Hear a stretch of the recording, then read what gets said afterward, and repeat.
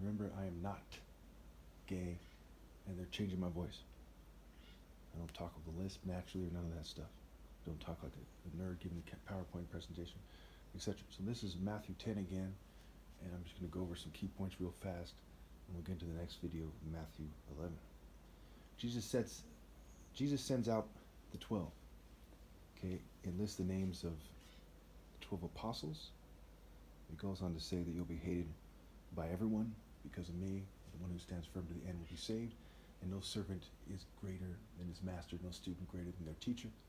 Okay, so it says, the student is not above the teacher, nor a servant above his master. It is enough for students to be like their teachers and servants like their masters. If the head of the house has been called Beelzebul, how much more the members of his household? Okay, verse 26. So do not be afraid of them, for there is nothing concealed that will not be disclosed, or hidden that will not be made known. What I tell you in the dark, speak in the daylight. What is whispered in your ear, proclaim from the roofs. Do not be afraid of those who kill the body, but cannot kill the soul. Rather be afraid of the one who can destroy both soul and body in hell. So I was faced with this early in my video series. This stuff was in my old room on the cabinet I had there on the desk, and I had Matthew 10:22. I believe it's still there in my room, on the door. In fact, after this, I think I'll do a little clip where I show you where this stuff was there for a while.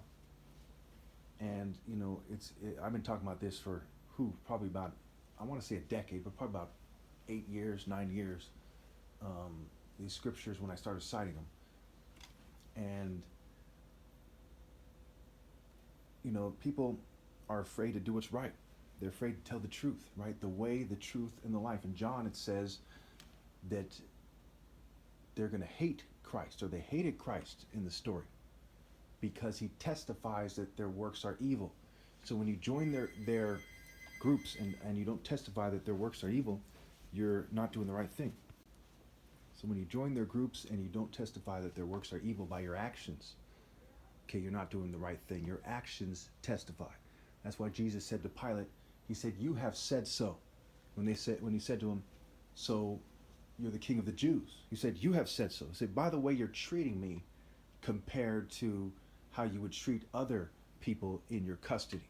So you're treating me like the King of Kings. So your actions had said so. Society's treating me like the King of Kings." We know that attractive females have bad judgment. All people but me basically have bad judgment, and parents are blameless. So the exact way that they're responding with their bad judgment testifies that I'm the King of Kings.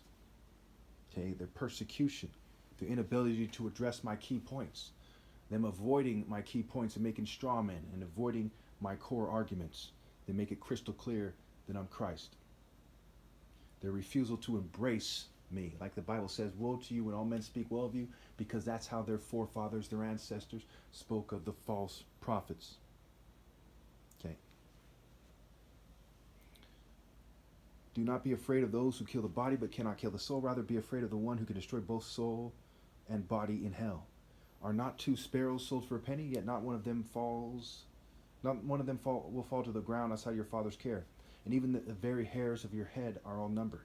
So don't be afraid, you are worth more than many sparrows. Now, it's obvious that nothing that these Satanists do is something that God doesn't allow. So God is allowing it to be done because it doesn't matter that much.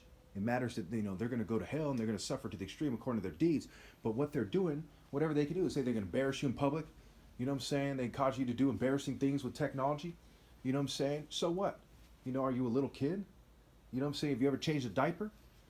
You know what I'm saying? It's stupid to say, hey, what if they make it so I can't wear nice clothes like him and I look bad? So what? Okay? Who are you trying to impress? You know, Urkel, the nerds, Elon Musk, Joe Biden, Donald Trump and his family. Who are you trying to impress? Satanists? You know, Lady Gaga's fans? Corporate traders? The church, all the churches and religious institutions and spiritual movements are utterly disgraced. What are you worried about?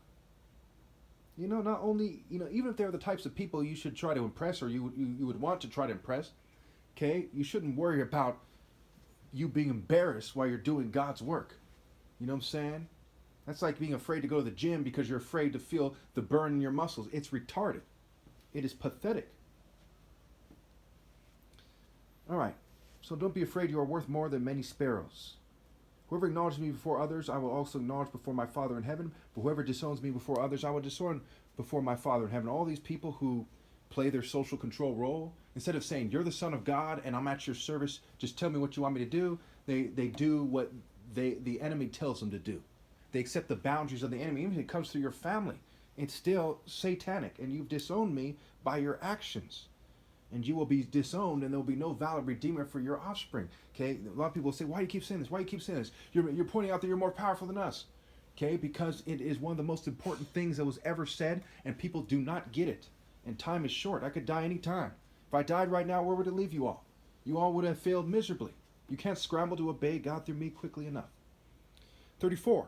Now, a lot of people say, "Well, that means you're asking for trouble, and we're Christians, and we only the devil asks for trouble." Well, 34. Do not suppose that I've come to bring peace to the earth. I did not come to bring peace, but a sword. For I've come to turn a man against his father, a daughter against her mother, a daughter-in-law against her mother-in-law. A man's enemies will be the members of his own household. So what's asking for trouble more than not only testifying that the world's works are evil by your actions and words, but being at odds with your own family? Who's left on your side? Another part of the Bible, when they ask, they say, your brothers and sisters are looking for you, or something like that. He said, the ones who do the will of my Father in heaven are the brothers and sisters. Anyone who loves their father or mother more than me is not worthy of me. Anyone who loves their son or daughter more than me is not worthy of me. Whoever does not take up their cross and follow me is not worthy of me. Whoever finds their life will lose it, and whoever loses their life for my sake will find it. A lot of people in the New Age, they like to say, hey, when you accept the New Age gospel and all this garbage, that magically, you've lost your life and you've come into this magical world of the New Age. Rubbish. Yes, the Bible is talking about literally getting killed for God. Greater love has none than this, than to lay down one's life for one's friends. How many of you have heard that scripture? Google it. Greater love has none than this, than to lay down one's life for one's friends. To lay down one's life and change from being a sports player to being a skater? No. To change from being a citizen to being in the military? No.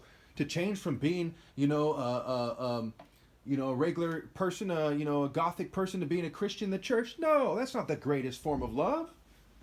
So Jesus on the cross is not symbolic in the cross. It is actually getting killed for what you believe.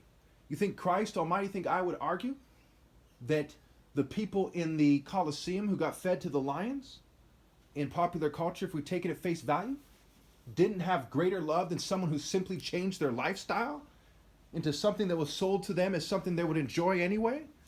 Can you imagine? That's retarded.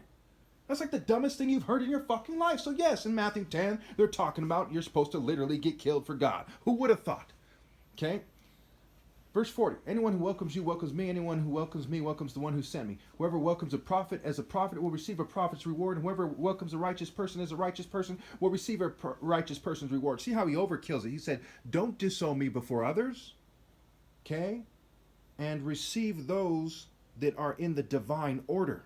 The Royal African Falcon martial art order, we know by the fruit, by the works, the kingdom of heaven will be taken away from you and given to a people that will do its work.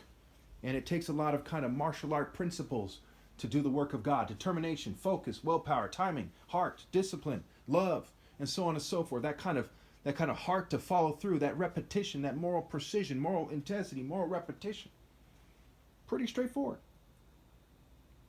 And if anyone gives even a cup of water to one of these little ones who is my disciple, truly I tell you that person will certainly not lose their reward. And what is water in this thing? It is actually symbolic.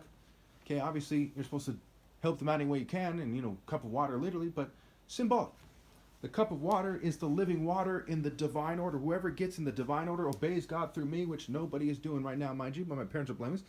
Okay, and then delivers that spirit of obedience by their actions and bringing these children to God, will certainly not lose their reward.